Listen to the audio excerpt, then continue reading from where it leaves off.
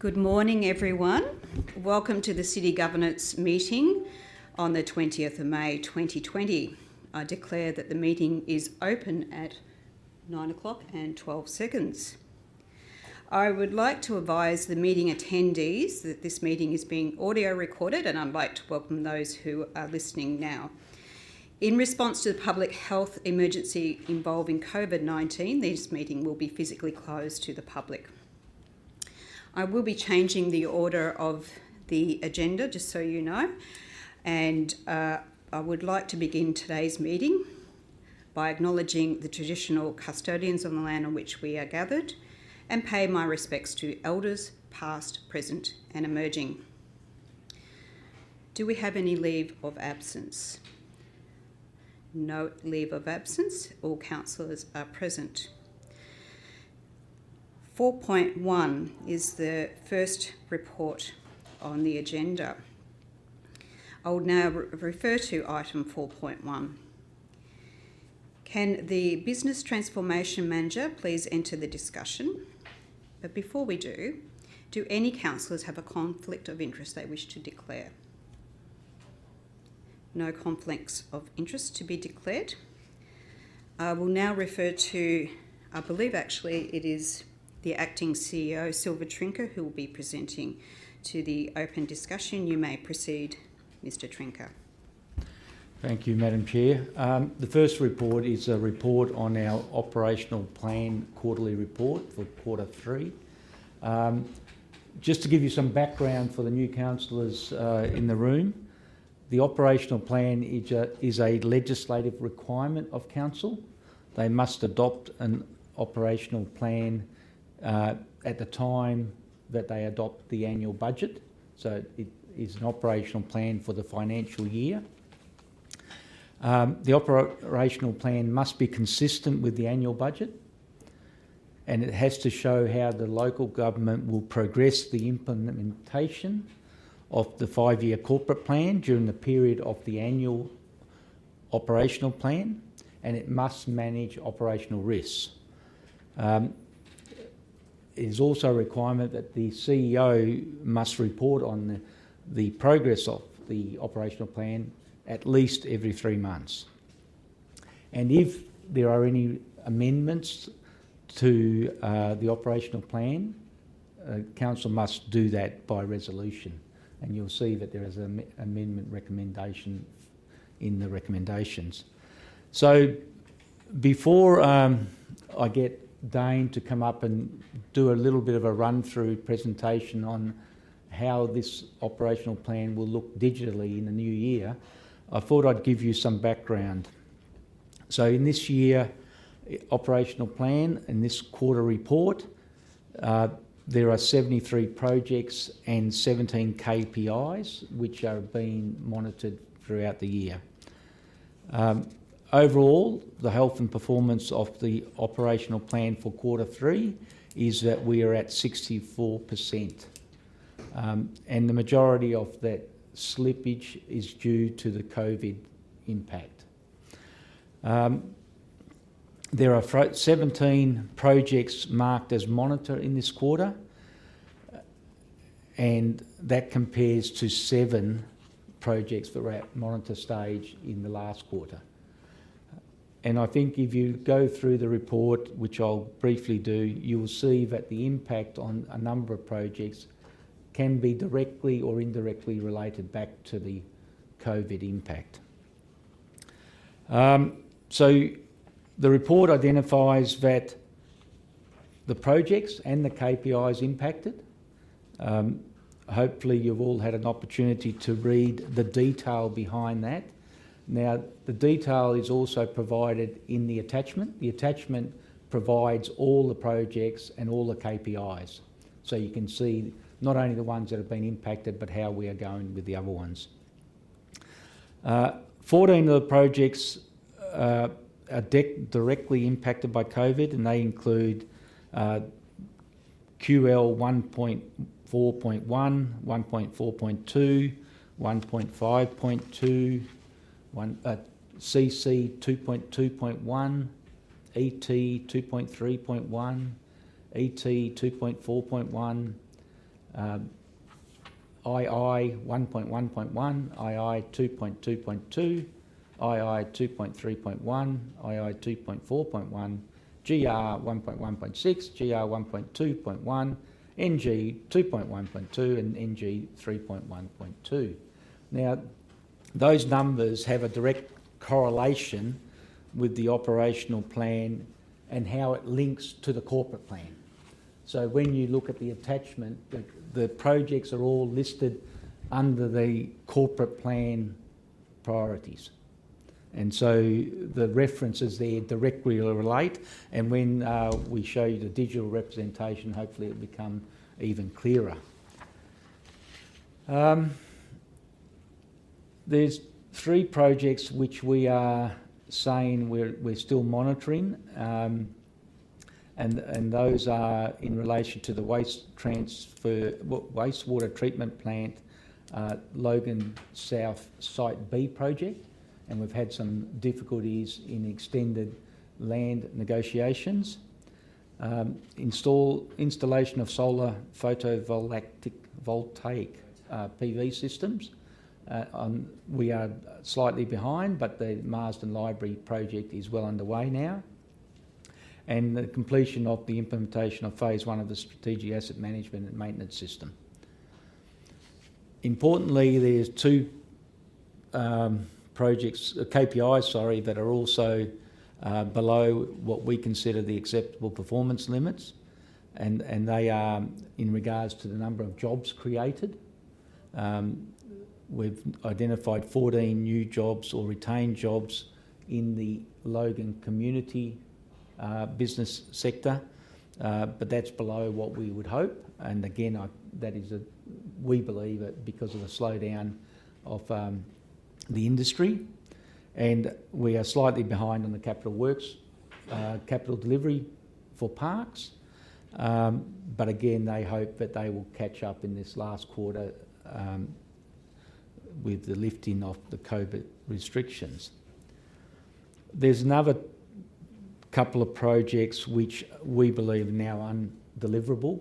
We cannot meet the delivery timetable, and they are both in regards to governance projects that have had to be put on hold because of the work that was basically considered a priority in the transition to council work, which the interim administrator and the IMC had worked on for the balance of the last financial year. And so we're recommending those projects be deferred and carried over into next year's operational plan. The final section is in regards to KPIs, and there's a number of projects there that are slightly below target. Can I ask now if Dane Portman, unless there's some questions, but I was going to ask if Dane Portman can come up from our strategic project section and give you a run through. Thank you, Mr. Acting CEO. Dan, could you please come up, Dan Portman, could you please come up and present?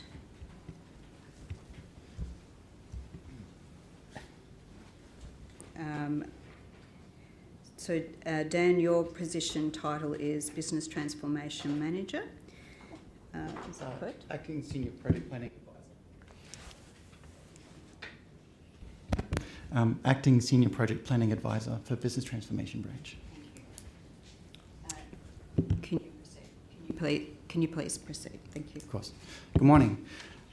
What you see in front of you here is a digitalised version of the information you already have in front of you. So what we look to do here at Council is look at more innovative ways for providing easier access to information, not only for councillors and staff in the organisation, but also to the public to support access to information and transparency.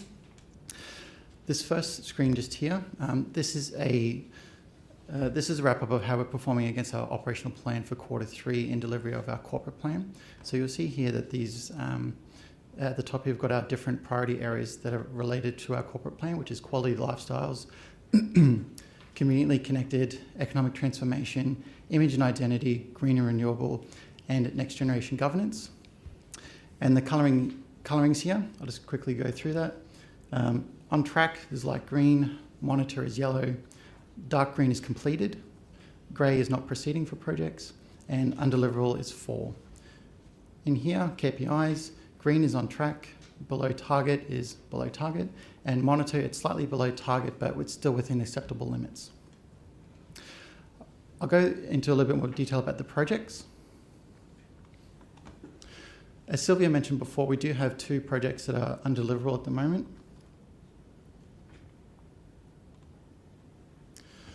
In total, as at the end of Q3, we have a total of 4 projects for the entire year that are undeliverable. 2 were made undeliverable and moved to next financial year based on a previous decision at City Governance meeting. The other those two projects is the creation of the media and internal news portal and the implementation and obtaining the quality management system ISO standard certification for the Plant Fleet Services branch. The 2 projects that are currently seeking recommendation to move to the next financial year is the 2 governance projects, which is the implementation of a governance compliance management system and the implementation of a governance framework. As Sylvia mentioned before, these were on track, however, due to COVID-19, as well as the implementation and bringing on a new council, these need to be moved to the next financial year. Just to clarify, for undeliverable status, that doesn't mean the project cannot be delivered. It just means it can't be delivered this financial year, so it needs to be moved to next financial year. For a status of monitor, it just means that the project is slightly behind schedule, but it hasn't impacted the end date yet. So, yeah, just for clarity. Moving on to KPIs. Again, KPIs monitor slightly below target, but still within acceptable limits. Below target, it's below the target and below the acceptable limit that the KPI was targeting for. Those 6 KPIs is the delivery of the Sport Leisure Facilities Capital Works Program to budget. Usually that's behind because of a delay in invoicing. In this case, it's due to the delay in the Underwood Park redevelopment and to the lesser extent the Cronulla Park project, which was due to start on-site last month. So that was in February and has been delayed by 2 months due to TMR and land resumption. Let's go through these. The next KPI that's underperforming was the Be Pet Smart program, so that had to be put on hold due to COVID-19. The number of divisional community-based crime prevention and safety initiative delivered into the community per year, that's below target. Again, due to COVID-19, we weren't able to be delivering on that. The percentage of the annual road maintenance program delivered on budget. So that was, the target for that was 77%, currently it's tracking at 75%.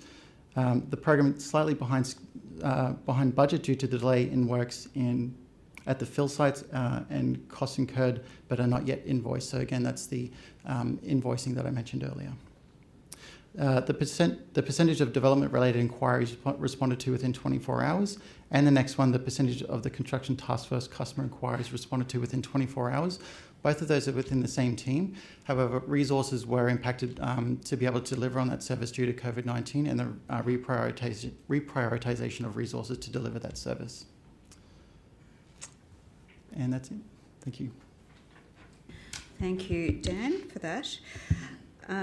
Before I open it up for everyone else for discussion, I would like to actually ask the acting CEO myself. The report refers to COVID-19 on pages 3 through to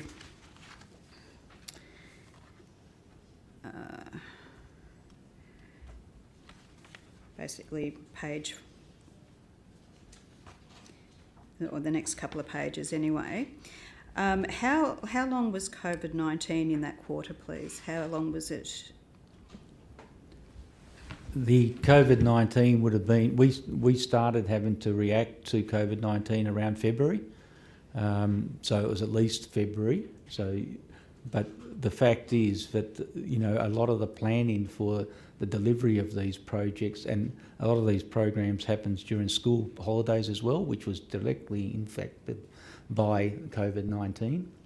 And the planning that we have had to do to ensure that we can maintain services all commenced in February. Thank you, Acting CEO Sylvia Trinker. I will now open to the councillors for the floor to the councillors for discussion. I have first up Councillor Raven. Councillor Raven, would you like to ask a question? Thank you, Madam Chair, and you stole a bit of my thunder with the question about the impacts of COVID. Through the Chair, Silvio, I accept that you had to start changing and planning for COVID in February, and obviously things like events and anything to do in schools and large community gatherings would have been impacted, but COVID is being blamed for almost every project that is running behind in here, and my understanding of the way that Council prepared very diligently to deal with the COVID crisis was that you shifted a lot of staff to working from home so they'd still be able to be productive. Was that not effective? Is that why we've fallen behind so far? No, it's not the reasoning. The fact is that we've had to move staff from the projects that were identified in the operational plan to other projects of priority. And so that although the staff are working from home, they're not necessarily working on things like the Crank, the Logan Live Well, the annual care strategy, the Logan Planning Scheme review. They're working on other projects to keep services being delivered. But aren't the staff that would normally be delivering those services still working on keeping those services delivered? I'm just trying to understand, if they're not working on their projects, and I get that people who obviously deliver projects that are in the community, they're not the people I'm concerned about. Those staff, obviously, if you're delivering an event and the event can't be held, obviously your work's going to be impacted. But like you say, those people would be shifted to different tasks. I just don't understand why so many areas, many of which have no outwardly facing contact with the public, are being impacted by COVID, or COVID's being blamed for the drop in KPI. Well, I can only try and explain it again, that we've taken people off those projects to put onto other projects which have had a higher priority. Okay. So that, things like, and I'll go down the list, social procurement strategy, the people in that administration team have been working on supporting the business continuity of the organisation. The city brand strategy has been put on hold waiting for the council to return so that we could engage with the council on the city brand strategy. The programs about trying to attract small, medium and large scale events, obviously on hold. Sporting identity, developing a sporting identity and marketing and promoting the City of Logan around sport during this time has been put on hold. Development climate resilience strategy. They've still been working on it, but it's been delayed. Environmental events. What can you do when you're closing down? And it's not events that I'm concerned about. So I'll take you to two in particular on page 11, NG 3.1.4 and NG 3.1.3. For councillors' benefit, one of those is develop and implement a compliance management system to ensure effective and accountable governance, pretty important in the current climate. And the other one is develop and implement a governance framework to promote best practice for corporate governance. Now that second one, I know, has been sitting there since third quarter 2019. And I was told by the manager at the time in audit committee that that would be delivered by June 2019. So you can't blame COVID, you can't blame councillors coming back, you can't blame administration because she was going to outsource that to a contractor. So why are we still waiting for a governance framework when we're in a governance crisis for a year? Can I clarify what you mean by governance crisis, please, Councillor? When we went into administration, there was obviously a broad review of governance procedures because somehow councillors got to a decision that resulted in administration. So we're not in a governance crisis now, but for the last year we've been going through a period of major disruption of council's processes and a review of council's processes, but I understood that an external contractor was going to provide us a framework on which to hang our best practice corporate governance. So if we don't have a framework, how can we be expected to stabilise the ship, as it were, and prepare properly for new councillors to arrive? Again, your point that we were in a crisis is not actually correct. You know, the situation of council being dismissed was around one particular issue. It was not about general governance issues. The opportunity to review governance policy was the work identified by the interim administrator and was what was classified as a transition to council work. That meant that all officers, especially the governance officers, were taken off the other projects to progress that work, that body of work. And there are a number of reports to the council through administration that identified those works and identified the progress of those works.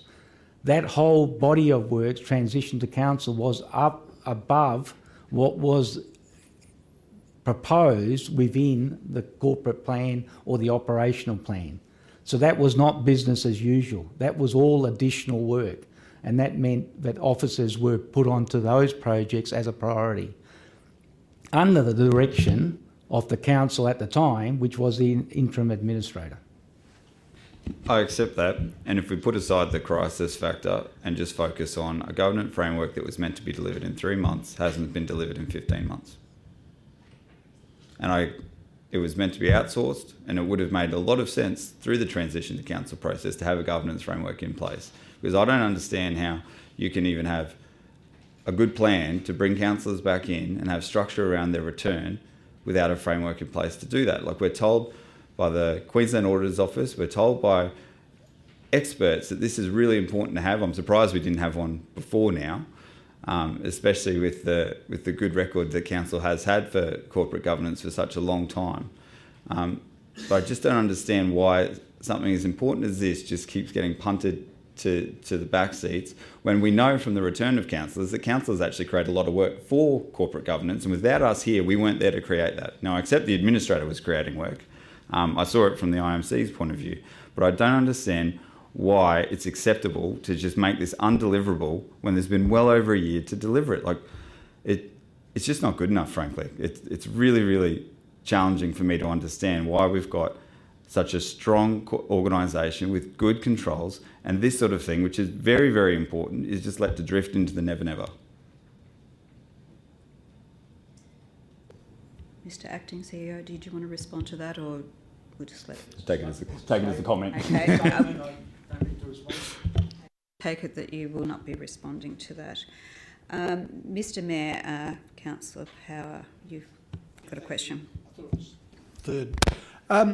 Just in relation to page 27 or page 39 of 72, the project which is GR 1.1.5, install solar photovoltaic systems at priority council locations to reduce carbon emissions.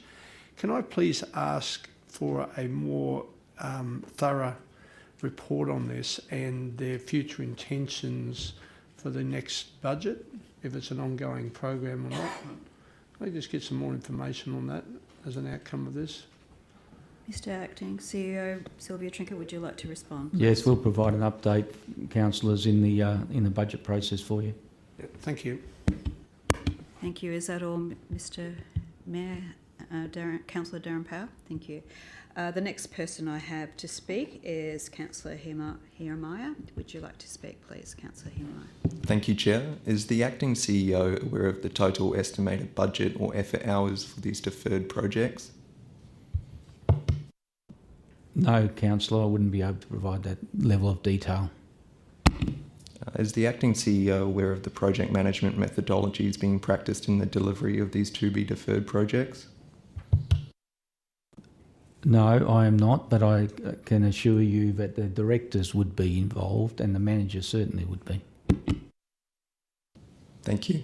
Is the Acting CEO aware of the impact on these projects' budgets or resourcing if deferred? given that the projects were only going to be budgeted out of recurrent budgets, deferral of the projects will have no impact because the other works have taken on the resourcing that has been available in this year's budget, and in next year's budget, the recurrent budget will cover the cost of those projects. Chair, could I please request a report on project level budgets and resourcing plans for these to-be-deferred projects? May I suggest you ask that in general business, please? Thank you. Is that all, Councillor Hiermeyer? Yeah, thank you. I next have Councillor Wilcox would like to speak. Councillor Wilcox. Thank you. Through the Chair, Acting CEO Mr Silvio Trincard just wanted to make reference to NG 2.1.3 on page 33. With this one being undeliverable due to COVID, I just wanted to ask, with the COVID pandemic, this is a media news portal supposed to be facilitating stronger communication channels with the community. Wouldn't this one have been important to keep it going due to the pandemic to facilitate Logan as a whole to make them stronger together?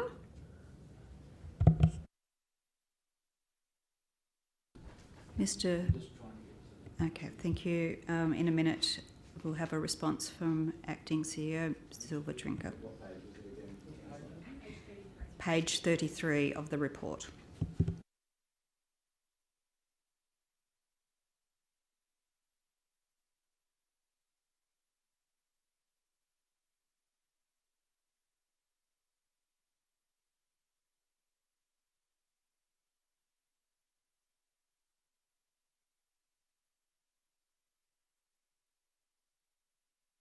As you can see, Councillor, that decision to move that item or that project to next year's financial year was made in the last quarter. It wasn't made in this quarter. So that project was put on hold prior to COVID. There was a review being undertaken of our Logan magazine to see how what the community felt on the magazine.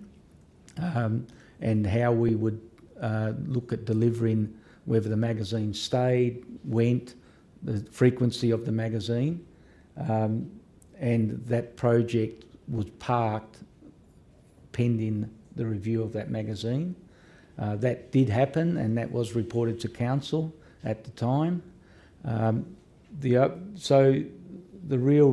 other reason that the media portal was put on hold was that, again, we didn't actually have a council to consider the subject. We felt it would be better for the new council returning to decide how they wanted to engage in regards to a media portal, how they wanted to engage using the existing media, how they wanted to engage using the Logan magazine. So the combination of those factors led us to recommend that project be parked, put on hold, and that interim administrator at the time accepted that recommendation. Thank you. Just one more question. Do you know what the 4 milestones are that were planned, and do you know what the one was that was completed to go with it? No, Councillor, I'd have to come back to you with that. Are you happy with that, Councillor Wilcox? Yep, okay. Any other questions to the report? Is someone happy to move the recommendation on page 1 of the report? Sorry, Madam Chair, there is a minor amendment required for recommendation 2, but it should read the report of the Acting Chief Executive Officer. That's fair enough. Is someone happy to move that with the amendment? Mr Mayor, Councillor Darren Powell is happy to move the report. Do I have a seconder? Councillor Lane is seconding that motion. Can I have a show of hands, please? Who is in support? 2, 3, 4. Okay, there are 4 councillors who have put their hands up for that report, and so that has been lost.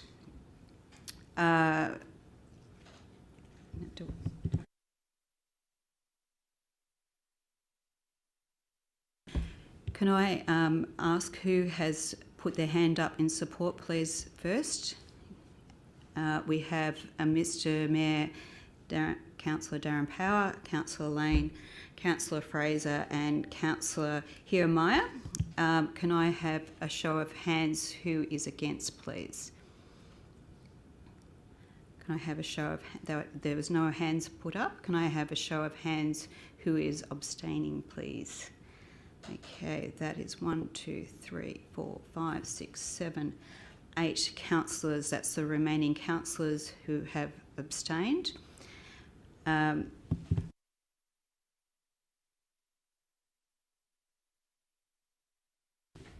That includes myself as well.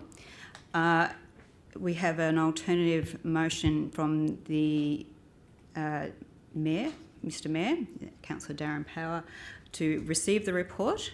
Is there a seconder to receive the report? Councillor Raven is seconding the report. Can I have a show of hands who is in support of that? That is unanimous. Thank you. We now have GB. There are a couple of GB items that... And we'll go to the recommendations first, the GB recommendations, before we open it up to the floor for questions for GB.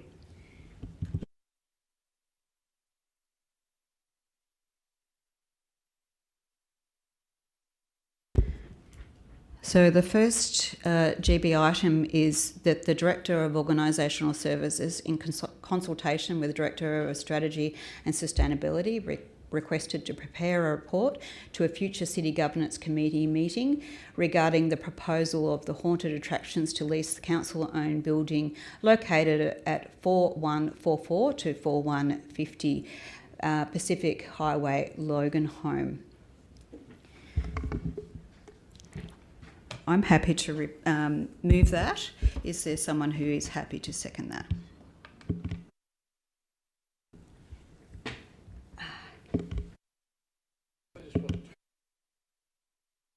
Councillor Russell has seconded that. Before I go to the voting, does anyone wish to speak for the motion? Just 1 minute, please. Councillor Murphy, you may speak to the motion. Councillor Bradley, I have a perceived conflict of interest with regards to this matter. I apologise for the lateness of this. I have emailed you the conflict of interest form. It is a perceived conflict of interest. On this property, I have a perceived relationship with Jay Rose, who is the nominee for this particular company. I've worked with her on several occasions through my role as quota member. May I ask what you propose to do? Do you propose to stay or leave? I propose to put it to my members that I believe that I can still make a holistic opinion with regards to this matter.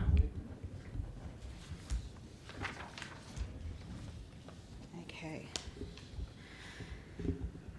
Councillor Murphy has declared a conflict of interest, and she has indicated that she proposed to stay and participate in the meeting in accordance with Section 175E of the Local Government Act 2009. You may now decide if Councillor Murphy has a perceived or a real conflict of interest, provide the reason for your decision, and also determine if Councillor Murphy is free to participate in the meeting while the matter is discussed, including by voting on the matter, or should leave the meeting. Firstly, we will vote on a motion that Councillor Murphy has a perceived conflict of interest. Is there a mover for this motion? Madam Chair, can I ask a question of Councillor Murphy before we vote?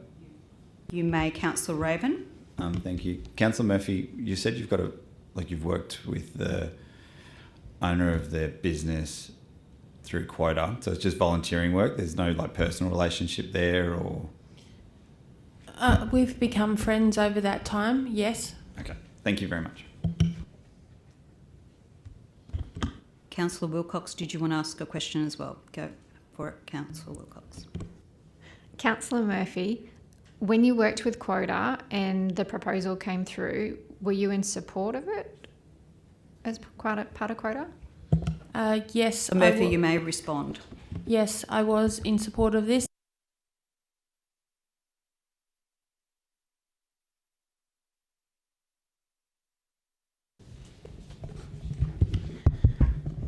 And also in my previous role as the Chamber of Commerce President, I was also a supporter of this application to the Council. Thank you. There was also a question from Councillor Hall. Or ask a question. Councillor Murphy, do you believe that through your support of it that you may actually have a bias towards your vote, how you would vote towards this? No, I don't believe that I have a bias. Councillor Karansky, you would also like to ask a question? Go ahead, please, Councillor Karansky. Thank you. Through the Chair, Councillor Murphy, would you stand to benefit in any way if this particular project was to go forward, personally? No, I do not have any benefit in this application. Okay, we do have a...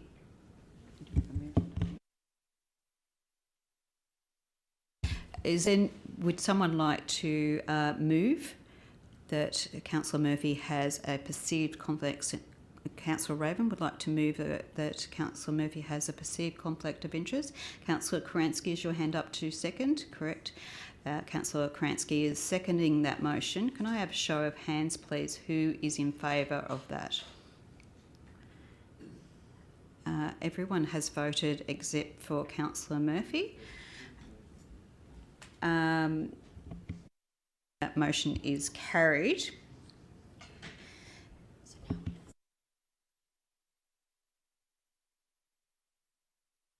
I now open a motion that Councillor Murphy is free to participate in the meeting while this matter is discussed, including by voting on the matter. Is there a mover for this motion? Councillor Raven has moved the motion and Councillor Russell has seconded the motion that Councillor Murphy can stay and participate in the vote. Can I have a show of hands, please? Who is in favour? That is unanimous, apart from Councillor Murphy, who has not voted for this. That is carried. Point of order, Madam Chair. Councillor Lane didn't vote to support that. See that Councillor Lane did not vote. Are you abstaining or she's abstaining? And now we need to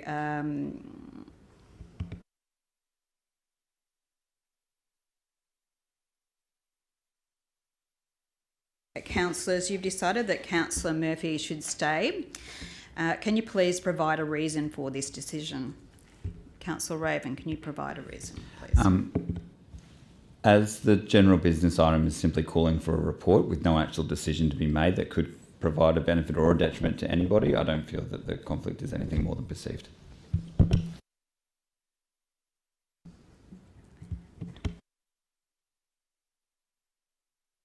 Does anyone else have any other reasons they wish to highlight? No? Okay, thank you.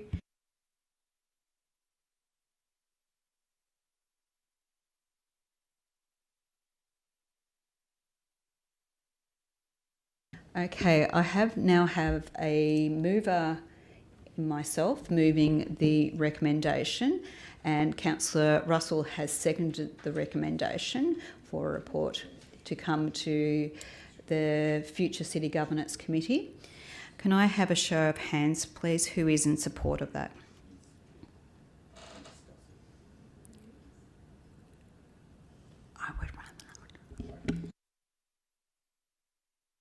Can I have a show of hand, please? Okay, 1, 2, 3, 4, 5.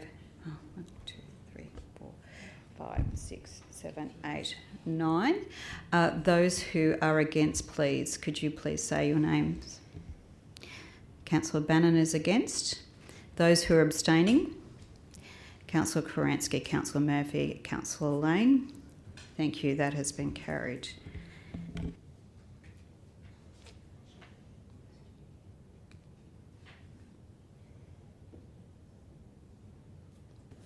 Now, the next GB item is the Director of Organisational Services be requested to prepare a report to the next City Governance Committee meeting to be held on the 9th of June 2020, outlining the present and previous details of Council's insurance and indemnity for Councillors' policy and procedure.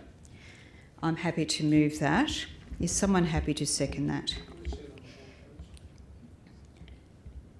I'm just waiting for that to go on the board. Councillor Murphy is happy to second that. Can I please have a show of hands who is in favour of this? That is everyone except for Councillor Raven. Councillor Raven is abstaining from that. The next GB item, Councillor Heermeyer, we'll just put up on the screen. You may wish to assist in adjusting this. And this came up through the discussion. I'm just waiting for this to come up on the screen.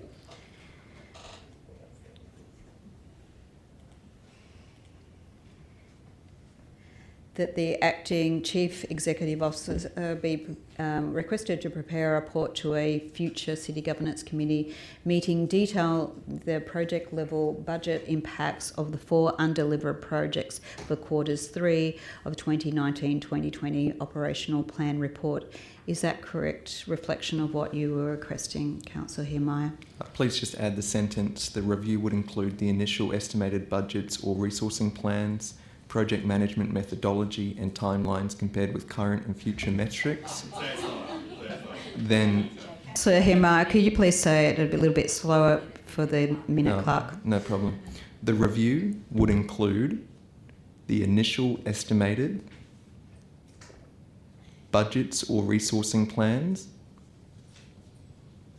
project management methodology, and timelines compared with current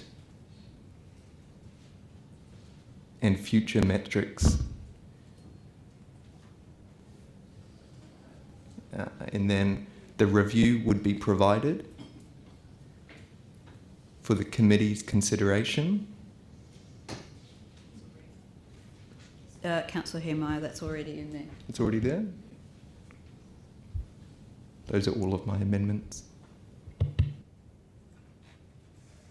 So, Heermeyer, can you just check on the screen, are you happy with that? And if you're happy to move that, could you let the committee know?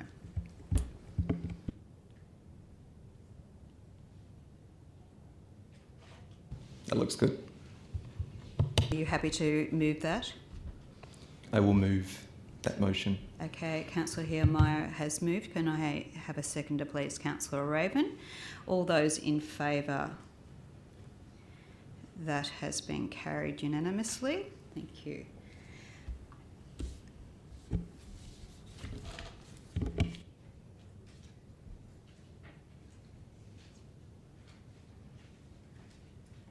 I now wish to go to item 6.1. I will now refer to item 6.1, and can the Administration Manager, Ms. Kay Sullivan, please enter the discussions? And before we open for the discussion on this item, do any councillors have a conflict of interest they wish to declare?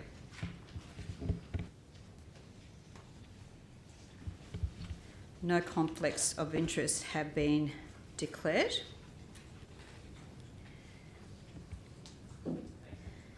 And I note that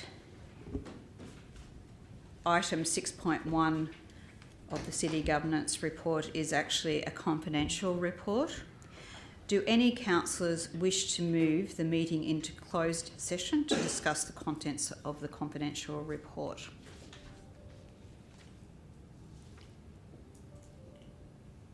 No one wishes to move that we go into confidential. I take it from that everyone's happy with what the content of the report, is that correct?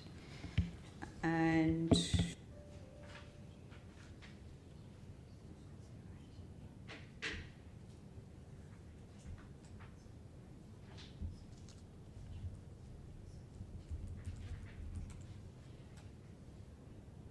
I'm just concerned the recommendations are in the confidential report, so I would like to ask that you please go into confidential to at least get the recommendations, and then we will come out of confidential and the recommendations will be in the public domain.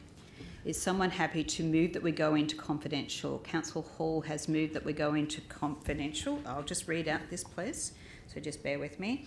I note that Councillor Hall has moved to close this meeting to the public in accordance to section 2751F of the Local Government Regulations 2012. This report is considered confidential due to the following reason. The confidential report contains information that relates to Council's participation in legal proceedings. Is there a seconder to close the meeting? Councillor Wilcox has seconded that we close the meeting. I now open this to the floor to vote. Can I have a show of hands who is happy to go into confidential, please? Okay, that is unanimous. The motion is carried. The meeting is now closed to the public. Please be advised that the meeting is now closed in confidential session. Therefore, the recording of the meeting will now be suspended until it's reopened. May I please kindly request that all members of the public gallery leave the room, and obviously we don't have public gallery, so that's not applicable.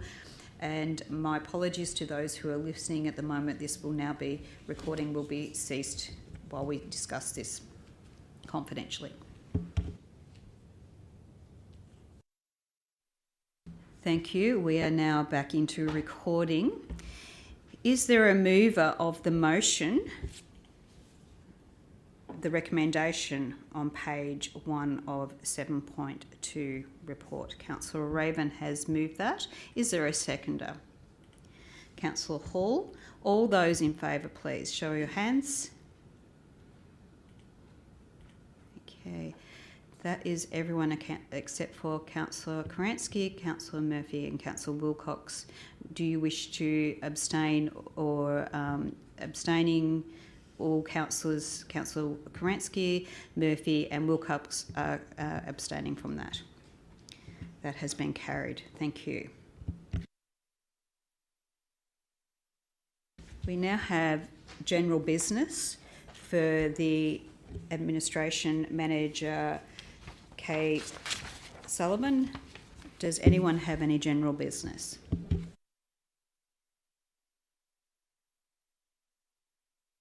There is no general business. Thank you so much, Ms. Sullivan. You may leave. Thank you.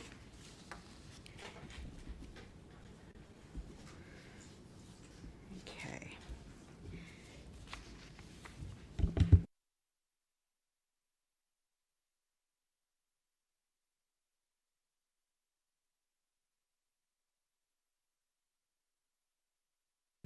I will now refer to item 5.1. Can the Finance Manager, Ms Caroline Bugg, please enter the discussion? And before we open discussion on this item, do councillors have a conflict of interest they wish to declare? No conflicts of interest. I now refer to the Finance Manager, Ms Caroline Bugg, to open the discussion. You may proceed, Ms Bugg. Thank you. Thank you, Chair. Item 5.1 is a credit history policy change or amendment. We're requesting that the amendment to the policy be approved to create a better level of flexibility to remove judgments from ratepayer credit files. This policy has been in place since 2015, and it states the Council will only remove judgment for an unpaid rates debt from the file, if requested, if there's been a procedural error on behalf of Council. Due to the pandemic, the Queensland Chief Magistrate ordered that all ongoing non-urgent magistrate court matters be suspended till further notice. It was upon this that we looked at our policy and to determine that, or our concern was that there was an inability for ratepayers to seek independent review of a judgment, which is the intent of the policy, and this was conflicting with concepts of natural justice. You also note that there was a credit law reporting change on the 14th of February this year, and as such, judgments for unpaid rates will no longer appear on credit files. So we're looking for this amendment. In the attachment to this, this paper, the amendments are in part 3 of the policy. Sorry about that. And subsection 2 was added, and that is relates to removing the judgment if the account is paid in full, and part 3 of, or subsection part 3 of that, also talking about refinancing, and as long as the debt is paid in full. Happy to reply to any questions you may have. Thank you, Ms. Bugg, for that. I now wish to open to the floor to Councillors Discuss, and Councillor Raven has indicated he wishes to discuss this. So, Councillor Raven, you may proceed. Thank you, Madam Chair. And through the Chair, thank you for the report. Caroline, I support the concept. I've got 2 questions, one that you just triggered with your comments. So you said that the pandemic is why you reviewed the policy. Does this mean you'll be changing it back to its original form after the crisis finishes? Through the Chair. It was triggered by the crisis. However, with the change in credit law, we would have to review this policy longer term anyway. Thank you. And for future reference, if we could, whenever you change policies and present them to councillors, it's much better if we can see track changes so that I can quickly identify what you've changed and understand it without having to bring out the old policy and compare it. Can we have that in the future? Absolutely. Thank you very much. Any other questions, Councillor Raven? And there was the background policy was placed in the agenda. Yes. Oh. So any other questions from any other councillors? No other questions. Is there someone happy to move the recommendation on page 1 of the report 5.1? Someone happy? Councillor Bannon is happy to move. Councillor Lane has seconded. All those in favour, please. Show of hands. That is unanimous. Thank you very much. Now going on to item 5.2. I wish to now refer to item 5.2. Before we open to discussion, is there anyone who has, any councillors who have a conflict of interest in relation to this matter and wish to declare that? Complex of interest. Now I'd like to ask the Finance Manager, Caroline Budd, to please present the report. Thank you, Chair. Item 5.2 is the quarterly, the monthly executive financial report for the month ending March this year. This is a for information report. If I may, I'll walk through this in a little more detail than I normally would, simply because it's the first time that you've seen these reports. So the first page of the report, the performance overview, is a high-level presentation of the figures of the main categories of revenue and expenditure. The bottom part of that is areas of risk that are identified generally for Council to be made aware of. They will change month on month as things are identified and then removed once the risk is resolved. I'd just also like to make the point that the March report is the first report for the effects of COVID. However, because the restrictions came in fairly late in March, there is not a huge impact on the finances for Council for the period. The main variances that you'll see in that first report, both in operating and revenue, are being driven by water consumption. It is an issue that has been identified for some time. You will see that the revenue and expenditure for water consumption is reflected in both, because we buy the water from state government and we pass that on to our consumers. The next part of the report is Council operating statement. I'll just identify, if I may, a few of the major variances. User fees and charges is behind budget, predominantly due to HUE, or health and waste, where the tipping fees commercial tipping fees are down. Water operations also has an amount that is less than budget in that line, and that is due to the numbers are less than what we put in the budget for full services to new homes. The interest is also off against budget, but that is because of the significant interest rate drops that we've seen in the recent months. The employee costs are up slightly, but only slightly. The number there is predominantly being driven, or that variance is predominantly being driven by call-out costs and overtime costs associated with that. We generally put in a basic budget for call-outs and overtime because we just can't budget for what we don't know at the time. Materials is significantly over there, but that is the water, the purchase of the water. The next one along, sorry to be so detailed, but the next one along is other expenses. That other expenses is essentially offset in the other income, and that variance is predominantly being driven by tax and water returns from the water business. So that's where we come to the operating surplus, and you'll probably recall when I spoke with you at the induction that one of the key ratios that we focus on is the operating ratio. So that's predominantly where we focus. Further on from that is our capital expenditure, and where you have delays or small impact or a small number of projects being impacted, you'll find that capital expenditure variance will stack up very quickly.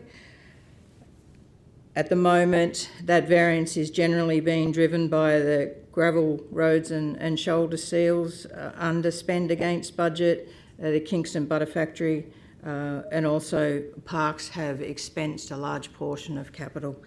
So that's generating that variance.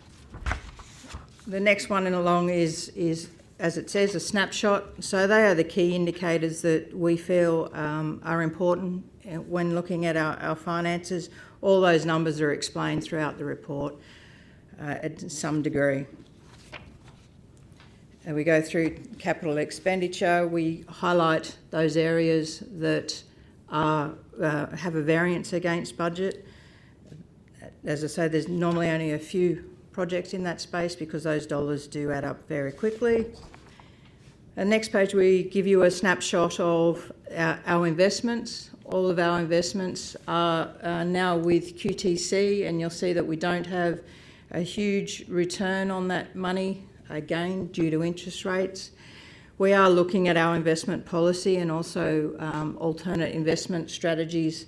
However, they are longer term to get a greater return, so we may be somewhat hamstrung with the demand of the priority development areas on our cash. The bottom half of that page is our rates and charges. We'd give you a snapshot of where we are as far as collecting rates and charges month on month, and the comparison is to the same month last year. So that provides you an ability to see how we're tracking in that space. The small table at the bottom right-hand side of the page is around our financial hardship arrangements, and I highlight that because I will talk to our report a little later regarding the financial hardship policy and also the extension of that given the COVID impacts on the community. We then also provide sundry debtors snapshot and highlight in the table at the bottom half of that page the most significant debts that we do have which are outside of our rates and charges. You'll note that the largest debt in that table is a KM SEQ Proprietary Limited, and that debt relates to an infrastructure agreement. And Council has a bank guarantee from KM which fully covers that debt, so we have no risk in that space. So even though it's on there and it is delayed in payment, I'm quite comfortable we will get that money either directly or via the bank guarantee if needs be. The second debtor there is Brisbane Raw, which has a report later on your agenda.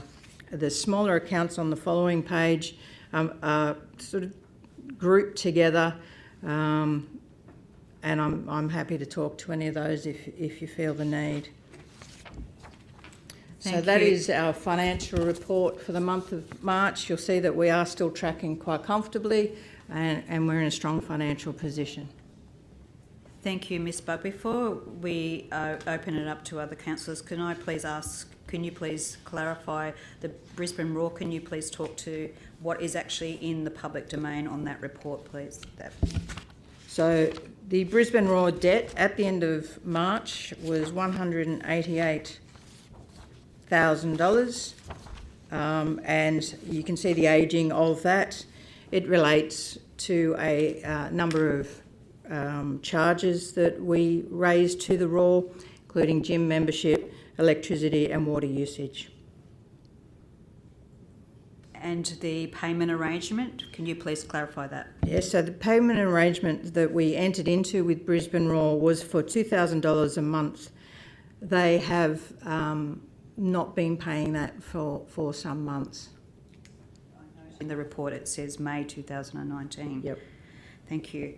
I now wish to open that up for other councillors to ask questions. And Mr Mayor, Councillor Darren Power has asked. Thank you. Through the Chair, just the financial snapshot.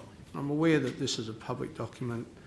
It's a little bit concerning, particularly it says cash balance. I would have thought that they would have put a statement there on constrained cash balance, because obviously that balance is not there for us to spend. It's obviously there because developers have put in a contribution, and this is for major infrastructure. So I was wondering if we could clarify that. And in relation to the debt balance, 176 million, what is our total debt? Ms Bugg, would you like to speak to that? Thank you. Thank you. So the total debt at the end of March was that 176 million. So just with the cash balance, if we're going to continue to have this as a financial snapshot, can we just be a little bit more detailed and put in there maybe the constrained part of our balance, in that we can't just spend that where we want to, that it's for major infrastructure projects? That I think, because I don't want to give the public the wrong impression that we've got all this money sitting there and we just haven't spent it. Finance Manager Carolyn Bugg, would you wish to speak to that? I'm happy to amend that snapshot to include the constrained component. Any other questions from the floor? Councillor Bannon. Through the Chair, just a query with the water charges. I'm aware that we're helping our sporting clubs with taking 100% of the water. Are the state helping us out with the water charges at all, especially with the COVID? Through the Chair. Yeah. No, there's no support in that space at all from state. That's the part I can't understand. So is that something we can push with state, because we're helping people out and doing the right thing with their sporting clubs especially, But our biggest thing there is the water charges, and the state is still charging us full tilt. Councillor Bannon, maybe that could be a GB item that you wish to raise. Yep, okay, thank you. Councillor Wilcox, have you got a question? Thank you. Through the chair. Ms Bugg, you stated that the user fees and charges were down, and you said it was due to the tipping fees being down in March. Could that also be contributed to the fact that Logan City Council closed the tips to domestic tipping because commercial tipping was actually still allowed? Thank you, Councillor. Through the chair, sorry, I may not have been clear. The value that is driving that variance is actually the commercial tipping. So it wasn't to do with the closure of the tips for that period of time for residential. But the commercial tipping was still allowed. It was the domestic that wasn't. Yeah. So overall, throughout the year to the end of March, our commercial tipping revenue is below where we would have budgeted. You're happy with that, Councillor Wilcox? Councillor Lane, you wish to ask a question. Go ahead, Councillor Lane. Thanks. Just following on from Councillor Wilcox's question, is the commercial tipping down as a result of the structural changes and the price changes for commercial tipping, or have we attributed that to something different other than COVID-19? So the COVID-19 won't have reflected in these figures at the moment. The value of the commercial tipping, I don't know whether it's a pricing difference or whether it's a tonnage difference, but I can take that on notice and get back to you. Thanks very much. But there was a price change or a price adjustment to commercial Absolutely. tipping, that there was a hardcore lobbying of council prior to the last elections, wasn't there? There was a state levy change on waste. Yep. Thank you. You're happy with that, Councillor Lane? Any other questions from the floor, please? Is someone happy to move the recommendation on page 1 of the report? Can I have a mover, please? Councillor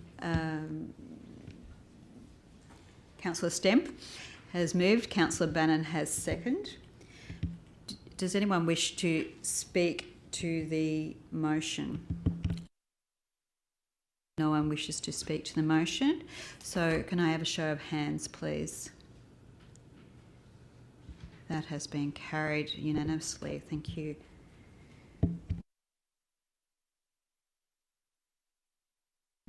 I will now refer to item 5.3 before we open discussion on this item. Do any councillors have conflicts of interest they wish to declare?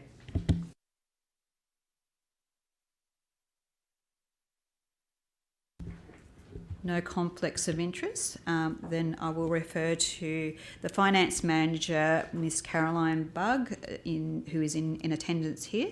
You may proceed. Thank you, Chair. Item 5.3 is a for information report regarding the financial hardship support offered by Council.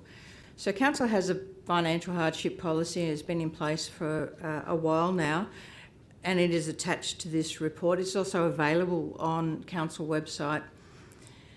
The aim of the policy is to work with residential ratepayers to achieve a full payment of their rates debt over a period of time. The team that handles these calls is very empathetic to the callers, and they work with the customers to arrange not only the value of repayments but the period over which they will be repaid. The policy was introduced to support the ratepayers who intend to pay their rates, but for some reason or another they're currently not in a financial position to do that. When COVID became apparent for Council, we extended this policy to include not just residential ratepayers but all ratepayers. We have in place, so previously it was only residential and micro businesses, but any size business can now request these formal repayments.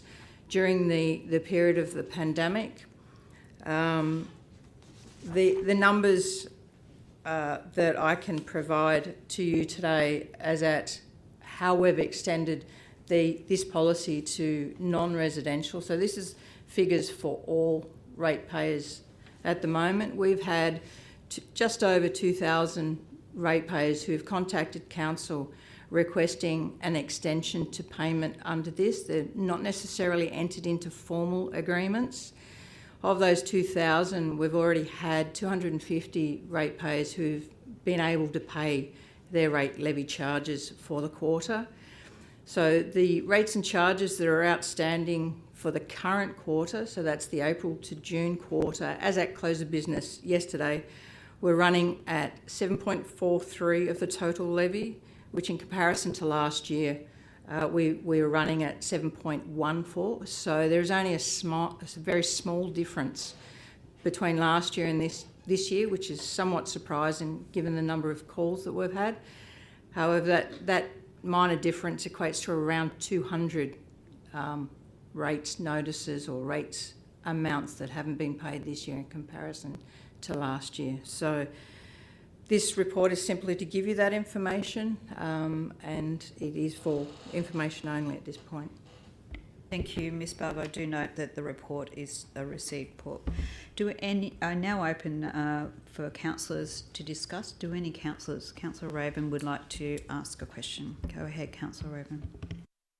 Thank you, Madam Chair. Through the Chair, Caroline, so you said that the increase in people applying for hardship hasn't gone up by very much, which seems unusual to me due to the COVID crisis and 1 million Australians out of work. Do you think it's because they're unaware they can apply, or are you expecting more in the future as the extension to the interest-free period closes? Thank you, Councillor. Through the Chair, I think there are a number of reasons that we've had the response that we've had. I think the JobKeeper and the Job Seeker monies available to people is allowing them to pay this quarter. I believe also the fact that people are accessing their superannuation provides them cash to pay this quarter. I also believe that as we head towards the 30th of September, we will see those people who are truly struggling from the COVID impact to become apparent to us. And I would suggest then that we will enter into a formal agreement, repayment arrangement with them. When we get to the 30th of September and we're aware of who's still got outstanding rates, will Council proactively contact those ratepayers and offer them hardship options? Yeah, we're looking at what that process actually looks like at the moment, because we do have 2,000 that have contacted, so that is quite an intensive number of people to speak to, but we will be going through a process of contacting as many as we can proactively, and hopefully those that contact us will be the balance of those. Thank you. Any other councillors wish to discuss? Okay. And I'd like to ask if anyone is happy to move the receipt of this report. Councillor Raven, Councillor Bannon has second. Does anyone wish to speak to the motion? May I have a show of hands? No one wishes to speak. Can I have a show of hands who is in support of the motion? That is unanimously carried. Thank you. I will now refer to item 5.4. Before we go into open discussion on this item, do any councillors have a conflict of interest they wish to declare? No councillors have a conflict of interest they wish to declare.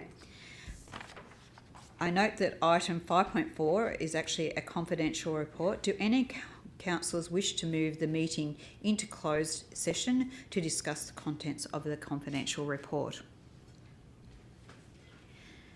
Okay, we have Councillor Raven.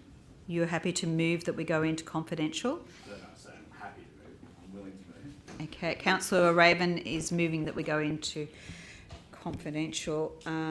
I note that Councillor Raven has moved to close this meeting to the public in accordance with section 2751H of the Local Government Regulation 2012. This report is considered confidential due to the following reason. The documentation is considered confidential due to the private and financial information associated with this debtor. Is there a seconder to close the meeting? Councillor Wilcox has seconded it. I now open to the floor to vote on this. Can I have a show of hands, please, that we go into confidential? That is unanimously carried. The motion is carried. The meeting is now closed to the public. Please be advised that the meeting is now a confidential session and therefore the recording of the meeting will now be suspended until it's reopened. May I please kindly request that all members of the public leave the gallery. There are no members in the public who are in the gallery as due to the COVID-19 restrictions. Therefore, the recording will be ceased.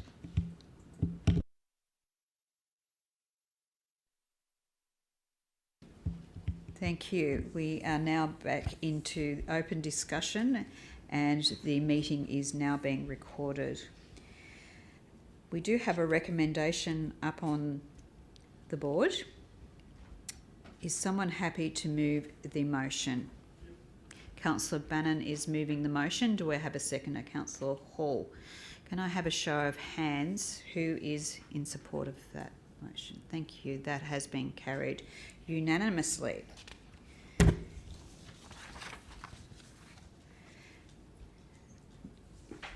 That marks the end of the Finance Manager's report. Is there any general business for the manager, noting that there was a GB item? Which one is this? The budget?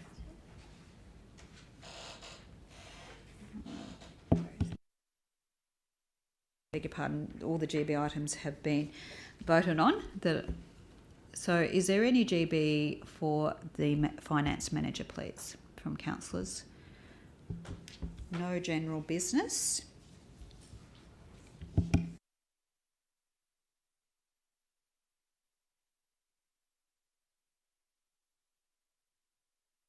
Finance Manager, Ms Carolyn Bugg, do you have any general business for the councillors? Thank you, through the chair. Not at this point in time. Thank you for that.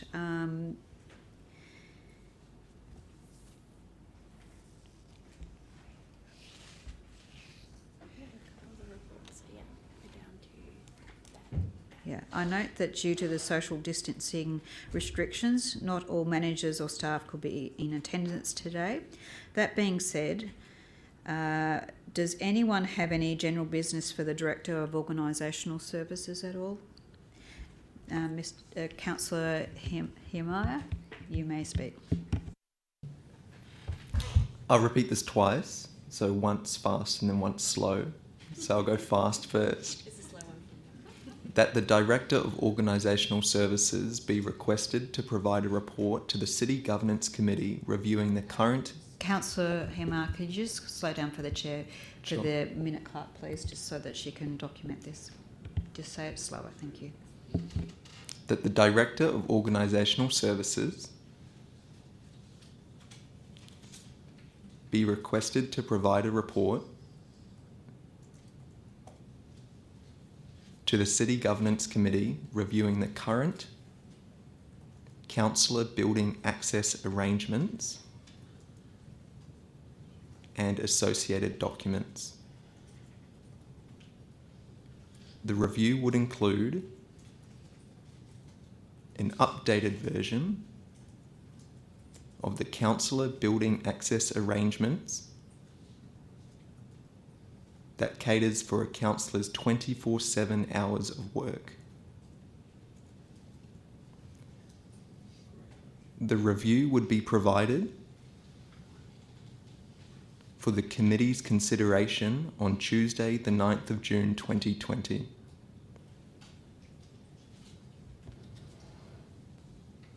Councillor Wilcox and Councillor Bannon, please be present. We are just finishing up the recommendation up on the board. Councillor Hiermeyer, can you just please check that it reflects what you have stated?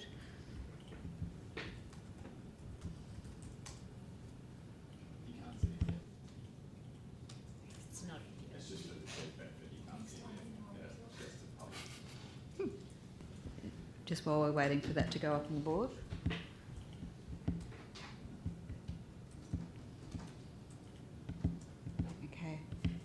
Councillor Hiermeyer, are you happy with that? That's all good? Thank you. Are you happy to move that?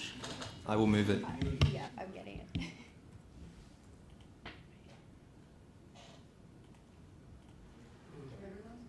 Okay, is there a seconder for that? Councillor Hall. Does anyone wish to speak to this motion? Okay. Can I have a show of hands, please? That has been carried unanimously. Thank you very much. Does anyone else have any general business for the Director of Organisational Services? That completes our agenda for today, and I declare that the meeting concludes at 11:16. The meeting of the City Lifestyles Committee will commence in 10 minutes. Thank you everyone for your attendance.